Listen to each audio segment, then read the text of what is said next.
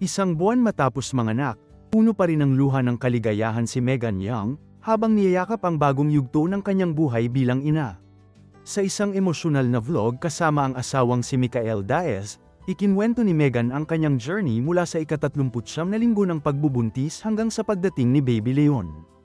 Ibinahagi niya ang mga totoong sandali, mula sa hirap ng labor, pagbe-breastfeed, hanggang sa biglaang realisasyon, everything is starting to sink in already. I'm a mom.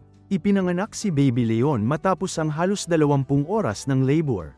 Inilarawan ni Megan ang karanasan na parang araw ng kanyang Miss World coronation, kalma sa umpisa, pero biglang naging makabuluhan at pagbabago sa buhay. Oh my gosh, I'm breastfeeding, I can't believe I'm doing this. Hindi rin napigil ang maging emosyonal ni Michael at pinuri ang tiyaga ng asawa. I feel tired, but I love it. Natatawang pahayag niya. Ngayon, habang unti-unting ina-adjust ang buhay bilang magulang, patuloy ang mag-asawa sa pagbabahagi ng kanilang journey.